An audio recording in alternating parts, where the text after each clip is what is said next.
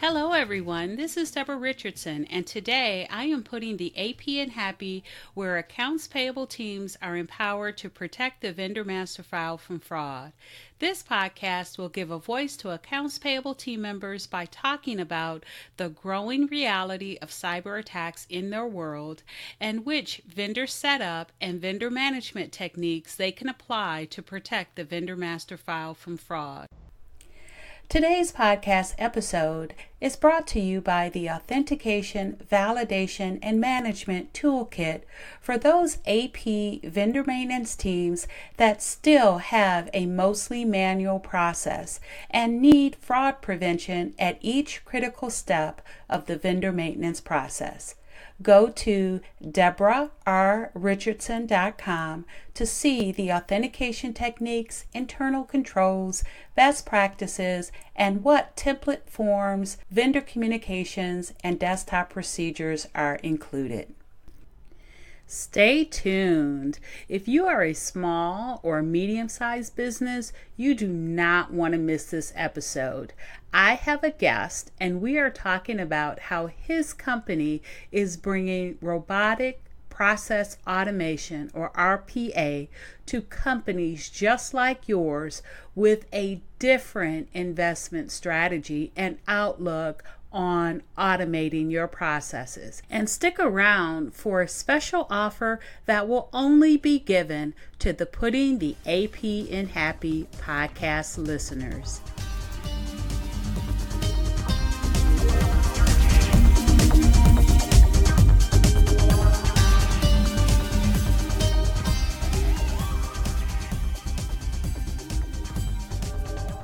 Welcome to episode 39. SMBs. Don't miss this cost-friendly, task-driven approach to implement robotics process automation to scale and stay competitive. So I had a couple of recent podcast episodes where I talked about using robotics process automation, or RPA, to perform for fraud tasks, as well as the process for AP to identify other manual tasks that could be automated using RPA. So large companies, we know, have access to RPA tools and staff to implement this technology. But what about small to medium-sized businesses that may not have the same? Today, I have a guest, Wilton White, CEO of Diversified Robotic, to talk about RPA and how his company is helping small to medium-sized businesses implement this technology to stay competitive. But before we get to that, I want to introduce Wilton and have him talk about his background and Diversified Robotic. Welcome, Wilton. Thank you, Deborah. I really appreciate you having me. For the listeners that may not know you or your company, just talk a bit about your background and how you came to be involved with RPA and Diversified Robotic. Sure. So I wind up coming from a wireless background in engineering. I worked for multiple carriers and vendors. I worked internationally for probably about 10 years or so. And what I've done is, over the period of time, I was fortunate enough to be trained in some other disciplines, cloud computing, RPA, as you mentioned, robotic process automation. And so when I was able to take a look at what was happening in the market space, I started looking for an exit ramp. I wanted to start my own venture.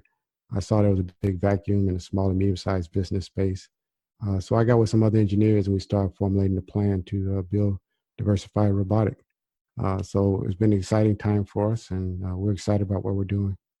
Great. Well, part of your mission statement says that Diversified Robotic is a technology company that is committed to helping small to medium-sized businesses stay competitive. What is Diversified Robotic, and how are you different from other RPA third-party vendors that are out there? Yeah, that's a great question, Deborah. For us, Diversified Robotic, quite simply, is a disruptor. We wanted to be a disruptor in the technology space. We knew that there was a big gap between small and medium-sized businesses and large enterprise clients when it came to technology. So we decided to build a company that could provide all things technology to all the small, medium-sized business players so they could be able to be competitive. And we know that industry is mainly driven by technology. So if you're not using that to benefit your company, you're at a great disadvantage. And so what makes us different from other third-party RPA companies is we're really not just an RPA company. That is pretty much what people see on the marquee when we walk to the door. And that's by design. A little bit of background of how we came to be focused on RPA. When we first built Diversified Robotic, we had a different setup as far as what was customer facing. When we walked into the door, we labeled everything that we could do for a client immediately. We told them, hey, we can build machine learning tools for you. We do artificial intelligence. We do web development, mobile development, web crawlers, you name it. We do it all, business intelligence. And I always use this analogy. It was like someone asking for a glass of water and we turned the fire hydrant on them. It was just too much. So we had to rethink our methodology. We decided to introduce ourselves by building simple technology for people, which are what bots are, automation. And automation is universal. We can go into any business and find something to automate. And that was our cue to help our clients to actually start learning about technology. And once they learned about it and got a little comfortable with it, then they could migrate to some of these deeper things on the technology side. So that's the difference between us and other third-party RPA. We're really not truly an RPA company, but we use RPA to start the training process for our clients so they can understand technology better. I really like that analogy of looking for a drink of water and then, turning on the fire hose, because sometimes, especially technology in small to medium-sized businesses where you've got staff that are wearing multiple hats, it can be intimidating and you can get that water hose effect. So that's a great analogy. I know that Diversified Robotic has built bots, for example, to help the HR function to handle both onboarding and offboarding employees, with the marketing function to find qualified leads, helping CPAs with bank reconciliations. And that's just to name a few. Can you talk about a couple of specific use cases where Diversified Robotic was able to make processes more efficient in the accounts payable function? Yeah, we have several clients. And as you mentioned earlier, we do quite a bit on the accounting side. I think we have probably 20% of our clients are on the financial side. And we do everything from reconciliation of accounts, as you say, to accounts payable. When it comes to processing POs and invoices, and then from there being able to reconcile those invoices with payments. We built simple bots that match pretty much what the workflow would be for a normal workflow for accounts payable. To get specifically on use cases, they're pretty much all the same. It's always going to wind up dealing with a large intake of data and being able to take that data and to look within an organization's financial organizational structures, whether they're using something like QuickBooks or Sage, be able to grab those invoices, reconcile them, and go through the approval process for payments. Do the same thing when it comes to payroll, when it comes to doing commission statements, being able to reconcile that with different bills that went out for invoices for clients and whether they've been paid. So these normal, everyday accounts payable processes have been taken from the standard workflow, and all we've done is built it to do it automatically. And the difference is that when you have a human element, of course, the problem solving for information that is missing or unique situations is that the experience from the employee allows them to be able to solve that problem. With automation, you have to build what we call intelligence into the workflow. We have to build what we call error handling. How do you handle an error? If there's something is missing, how do you solve that problem? And we work closely with the client on that to be able to build that intelligence inside. But again, the complexity of what we do is not very, very difficult. What's difficult is trying to be able to match it to the specific needs of the client, which is always going to be unique for each client. Yeah, and on that note, I know that I've talked before about bots and RPA and how you have to have a task that is rules driven, that does not need to have that human decision to be made. Is that all that needs to be taken in consideration where when you are trying to, as a small or medium sized business, decide what may be eligible to be automated? I'm going to answer that with a yes and no. And then the reason I'm going to do that, Deborah, is that the standard answer would be yes. That's what you want to look for, highly repetitive tasks. I mean, that is the low hanging fruit. That's the easy identifier, right? But no, also because what people take for granted is that automation has to be A through Z type of thing. It has to be all encompassing.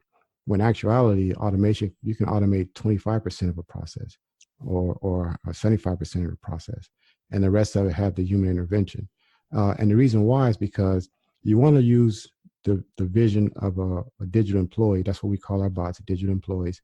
You want to use that vision of that digital employee to be just like your assistant, right? If you had a digital assistant and you say, hey, I need you to handle this piece of the work for me, you may only give them 20% or 50% to do, and you're still doing the rest. So if you have that vision in your mind, then when you start looking at what can you automate, now everything becomes available to you.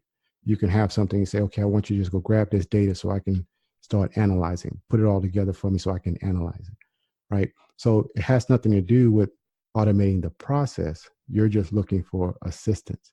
And with that being the case, then the answer turns to be no, because you can automate pretty much anything. That is a great point. Instead of looking at an end-to-end process that is eligible, you open yourself up if you look at steps within that process that can be automated. So, for example, if there are reports that I, as a small or medium-sized business owner, needs to review, I don't know, every Friday, then you can automate that report to be generated and be emailed to you. So when you come in on Friday, it's right there and you don't have to go pull it. Is that the type of thing? Absolutely. The very first bot I built for AT&T was a bot to do my job when I was in the engineering field. So a little background, I came from a wireless background where we did analysis for performance. So if you had a drop call or slow data speed on your mobile, it would get looked at by the local engineers. And usually if you're in a major market, 20 or 30 local engineers. If they couldn't solve it within a week, it got escalated to the regional team. If they couldn't solve it within a week, it got escalated to me. I was a national engineer for performance. And what I would do is I would go grab all these different reports from all these different information that was calculated by the engineers before, as well as looking at some of these tools that we had to do some analysis. But that was a lot of data aggregation. I had to pull a lot of different data in and then start formulating my opinion. But most of the time I spent grabbing all the data. So what I did was I built a bot to go and look for anything that got escalated to me, grab all these reports, putting it in a way that I want to look at it. So when I showed up, I can just start my analysis. And at that point, I realized this is a game changer. This is a big game changer because now you have help. So now you can actually spend more time looking for things or fixing things or coming up with new ideas when you have someone else that can do all the rudimentary stuff for you.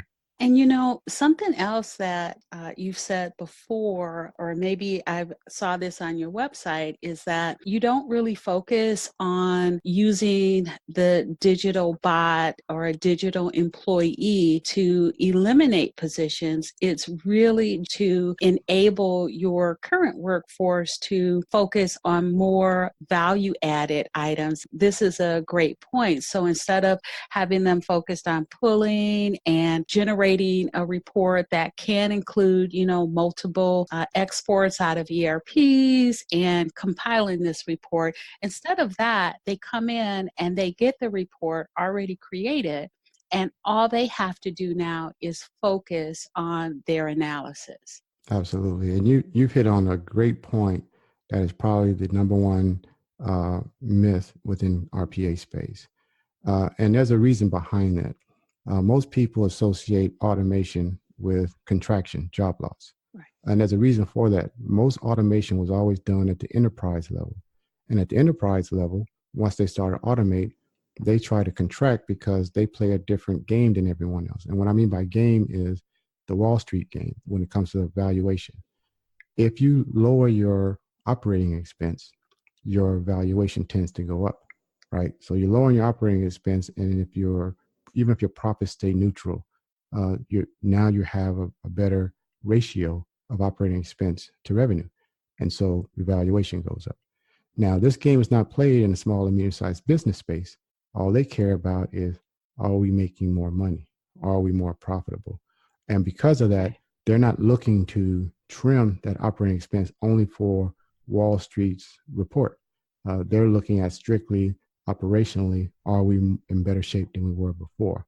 And that's a very important point, because what we found, and we were a little nervous when we started the company, we weren't sure, like you said earlier, with culture in small and medium-sized businesses, people wear a lot of the same different hats as a more of a communal and family type environment when you're into the smaller business space.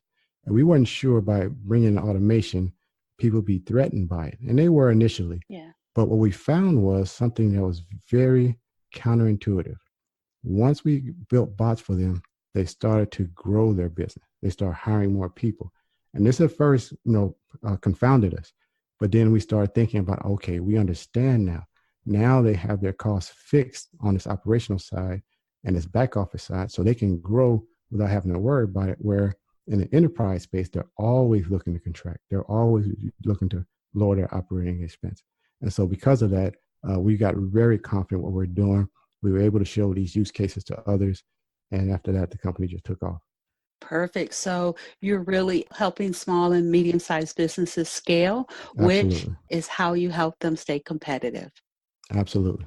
Perfect. So let's say I'm a small, medium-sized business and I have identified manual tasks or steps in the process that would be eligible for, or that I think are eligible for RPA to build that digital employee. What would the process look like for me from start to finish to work with Diversified? How long does it take? What are the steps? That type of thing. Yeah, great question, Deborah. So we try to make it very simple. They're basically 5 steps, but the first 2 are the most important. And the first one is what we call a kickoff meeting. It's nothing but a formal introduction. Generally, it may be in person if we have a sales associate visit you at your location, but 80 to 90% of the time it's going to be online. We have our online meetings. We use Zoom plus a couple other online meetings uh, applications. And then what we do is we talk about ideas. We talk about what we've done.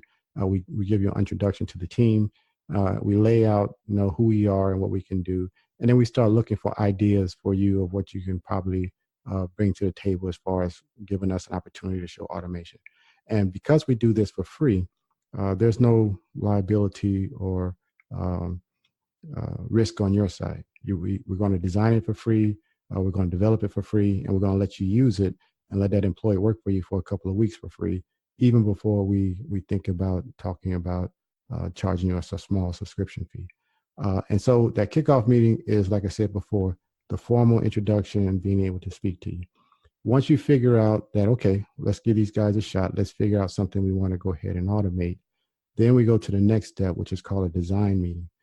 In this, we find out, let's say, for example, we're doing something on the accounts payable side. We get what we call, from your side, a delivery manager. Who's the person that normally does this or be responsible for this, or the digital employee is going to report to? We want them to walk us through the process. And what we do, again, we have an online meeting. We record all our online meetings. And so that way we can capture it and give it to our developers. We ask tons of questions. That error handling I was telling you earlier, when we start doing the what ifs, we ask a lot of what if questions. And then once we do that, we build a workflow. That workflow is completed. We have another meeting, the second design meeting, to walk through the workflow with you to make sure we got it right. You sign off on it. Once you sign off on it, now it's in our hands. We give it to the developers. The developers, it depends on the complexity of the bot and the frequency on which it's going to run, because sometimes we have to do some licenses on the back end. Then we'll go ahead and build it. It generally takes anywhere from 2 to 4 weeks, depending on the complexity. We have some built as quick as a week. On average, they run about 2.5 weeks. And then from there, we come back to you, we show it to you, we give you a demo of it, you sign off on it, And then we put it in trial, and now it's working for you. It's working for you for the next 2 weeks. Then after that 2 weeks, if you want it, we sign a subscription cost, and then your employee's up and working for you. Wow. And I think that's a great process because, one of the biggest obstacles that anyone that wants to bring in automation to their company is, getting that business case and getting that, ROI and having leadership approve that. And you guys have kind of develop the greatest formula for that like ever, because the bot's in place and that is your business case, and Absolutely. you also help with creating that ROI, correct? Absolutely. The average ROI for our client is over 600% year one. Wow. And so the effect that having the bot work for you for several weeks does, it shows you the value of the technology. There, you don't have to guess what the case study is going to show you. This is proof positive of what it's doing for your organization. And then when you couple that with the small investment for the subscription cost versus the normal cost for development, then it becomes a no-brainer. And that's great because, again, small and medium sized businesses may not have that staff, that IT person that can learn or implement RPA, and you guys have taken care of that. Absolutely. That was the thing we want to do. We want to be what we call the technology equalizers. We Mhm. want to be the go-to company for all things technology for small businesses. So if you have any problem, you bring it to us. We give you a technology solution for it. We build it for you, and we get rid of the large investment cost that has to go in order to be able to benefit from that technology. So I do want to talk more about the investment for small and medium-sized businesses. But before I go there, I just have one hopefully quick question. But, I talk a lot about, especially within vendor maintenance and accounts payable, fraud prevention. So are there any specific security steps that need to be put into place in order to build or run the bots or have access to build the bots to protect your client from cyber threats or any type of fraud that may be out there? Yeah, absolutely. And the number one thing that we do is explain our security in clear terms to our clients. Especially, like I said before, about 20% of our clients are in the accounting space, in the financial services space, and that data is very valuable and highly confidential. And so, what we do is the basic part of our security feature lies in AWS, which is Amazon Web Services. So Amazon Web Services is the number one cloud provider in the world for businesses, and for a reason. They have the best security. So we have solution architects, which are certified in AWS security. We use every mechanism available to make sure all your data is taken care of in the top fashion when it comes to best practices in security. And so we use every suite of tools that they have in Amazon. We layer that with another layer with a software called Terramine DLP. DLP stands for Data Loss Prevention. And Terramine DLP is a monitoring software. And what we use this for is we use this on our end for all of our developers. So when our developers are building these bots, before they go in and build them, we have our security officer work with whoever the delivery manager is for our client. So let's say we're working on the AP side and you do not have an IT person, but we can sit down with you and say, okay, what do you want us to build, right? What do you want to give us access to? And then what we do is with our security engineer, we walk through all the different things on which report we're getting access to. Let's say we're in QuickBooks. You can have access to this report, you can have access to this layer and this account. And we put all that into a security profile. We build it and we restrict it to only that, right? And then on top of that, we put some other restrictions on top of it. And so now when our developers go in to develop it, all that stuff is tied into it. Everything that they do is recorded. Everything that happens is also forensic traceable from audits.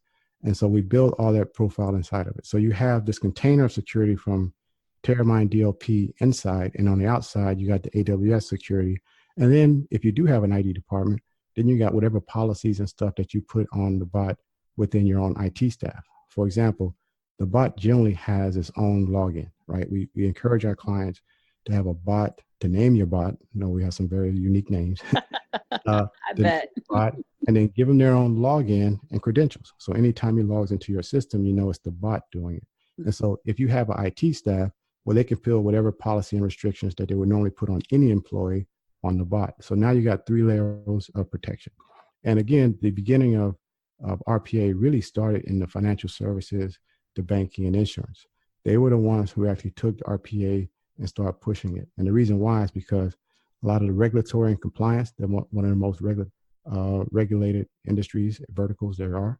And because of the fact that the bot will log everything, and you can do audits and track every issue and every different function that the bot did in order to do forensic evidence.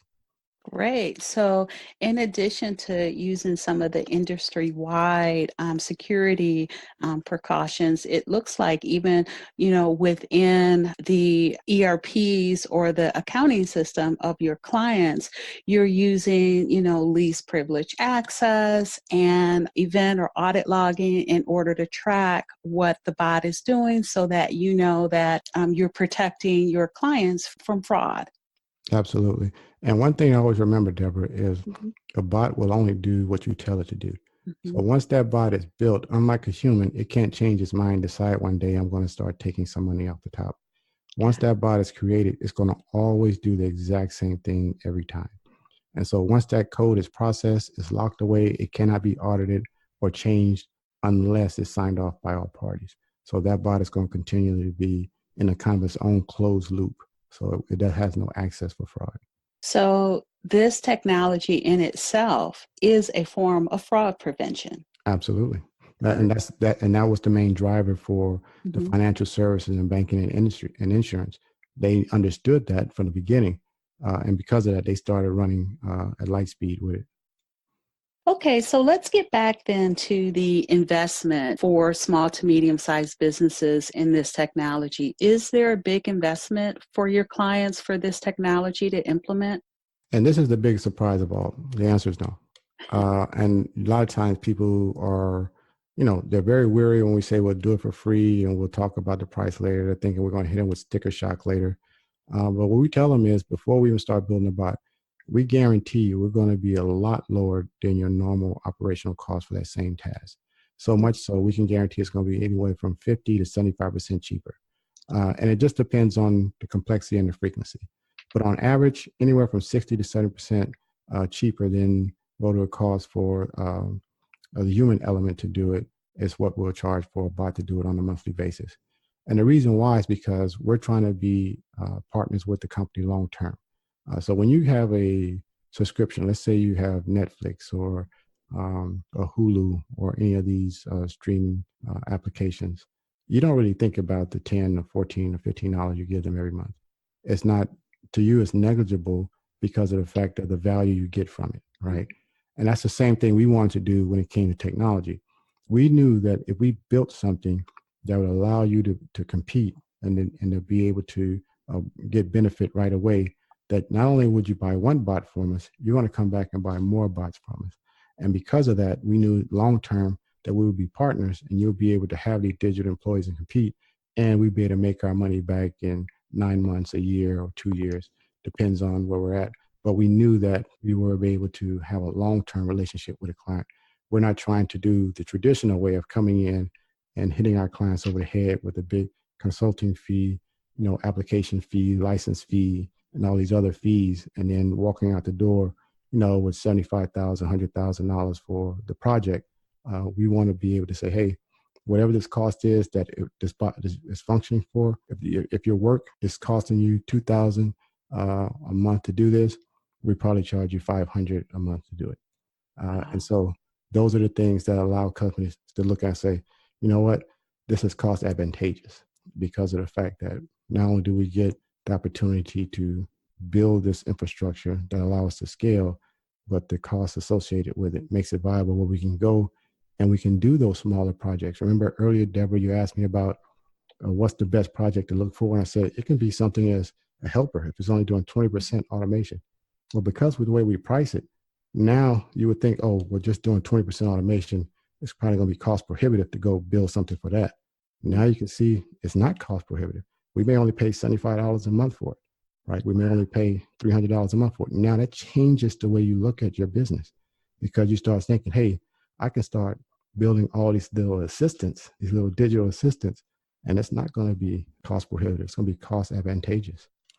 Wow. And what's really great too is the time that you're saving the employee that used to do that position, especially if they're in sales. Now they can go and probably make that back and more because they're now have more time to be client facing. Absolutely. So I love that you give a 2-week trial. We talked about that before, that's like the best business case ever. And I love that you do that. But I hear that you have a special for our podcast listeners today. I So do. can you talk about that and then tell us where the listeners can go to get more information? Absolutely. As you know, Deborah, we decided to do something special for you and your listeners. And that is for anyone who decides to give us a try to let us build a bot for them. We built a landing page that if you go to apandhappy.diversifiedrobotic.com, instead of giving you a 2-week trial with the bot, we'll actually give you 3 weeks. So that means that we'll design and build it for you, and you'll have your own digital employee for 3 weeks working for you at no cost at all. And so we think that would be a great opportunity for your listeners to be able to understand how we feel about you and how we feel about what you're doing. And we think it's going to be a win-win for everyone. That's absolutely great. And I will actually put a link to the landing page in the show notes for the episode. So listeners will be able to click and come straight to the landing page from there. So I think we did good today. Is there anything else, lastly, to close out that you'd like to say? No, I just want to thank you again for having me on. I really appreciate all you've done, and I appreciate what you do. It's important that the educational piece in any type of industry has a lot of value for people, and what you're doing is of great use to people. And so we appreciate you having us on, and we thank you again for it. All right. Well, thank you for being a guest today. Great conversation on robotics process automation, or RPA. And I am sure that you, the listener, will go to apandhappy.diversifiedrobotic.com to learn more about and take advantage of the 3-week trial for your very own digital employee. Thanks, everyone. I hope you enjoyed the 39th episode of the Putting the AP in Happy podcast, where accounts payable teams are empowered to protect the vendor master file from fraud. Don't forget to check the show notes for the links mentioned in the podcast. And if you enjoyed this episode, please consider leaving a review on the platform that you choose to listen. Stay happy.